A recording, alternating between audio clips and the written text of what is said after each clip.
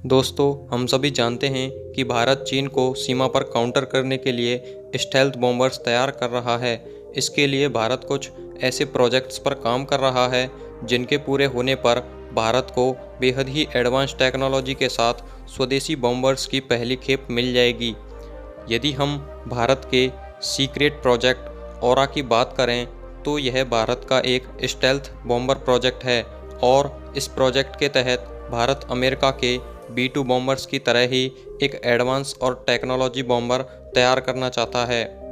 हाल ही में DRDO ने कहा है कि भारत अब ऑरा की क्वालिटी टेस्टिंग करने जा रहा है और इस टेस्टिंग को ग्राउंड पर किया जाएगा, जिसमें ऑरा में लगे हुए टेक्निकल पार्ट्स को टेस्ट किया जाएगा।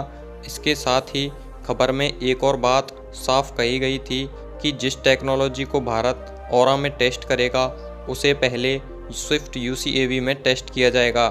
यदि आपको ना पता हो तो स्विफ्ट UCAV भारत का एक stealth unmanned combat air vehicle है जिसे DRDO के द्वारा डेवलप किया जा रहा है।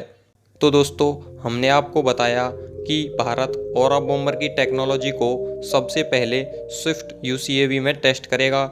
इसके बाद जैसे ही टेक्नोलॉजी का सक्सेसफुल टेस्ट किया जाता है उसे ऑरा में फिट कर दिया जाएगा। तो यानी अब हम यहाँ पर यह भी कह सकते हैं कि स्विफ्ट UCAV एक टेक्नोलॉजी डेमोन्स्ट्रेटर की तरह ही कार्य करेगा।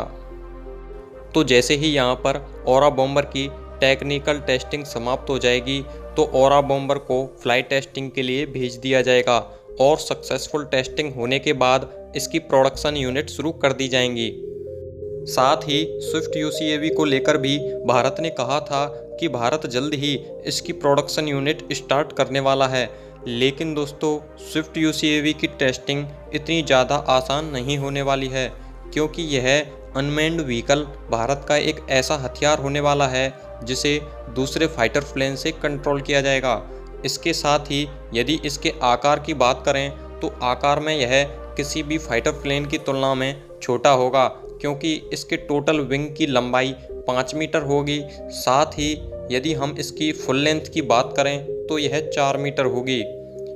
इसके साथ ही दोस्तों, चीन हमेशा से ही अपने बॉम्बर से भारत को डराने का प्रयास करता है, लेकिन चीन के पास स्विफ्ट UCAV जैसी अभी कोई टेक्नोलॉजी उपलब्ध नहीं है। तो ऑरा और स्विफ्ट UCAV की टेस्टिंग भारत के नज़रिए से बेहद ही अच्छी खबर है, क्योंकि ये दोनों एडवांस वेपन जल्द ही भारत की सेना में शामिल हो सकते हैं। तो दोस्तों, ये कुछ खास खबरें हैं जो हम अपने दर्शकों के लिए लाते हैं। यदि आपने अभी तक हमारे YouTube चैनल को सब्सक्राइब नहीं किया है तो YouTube चैनल को सब्सक्राइब कर लीजिएगा और बेल आइकन को प्रेस कीजिएगा।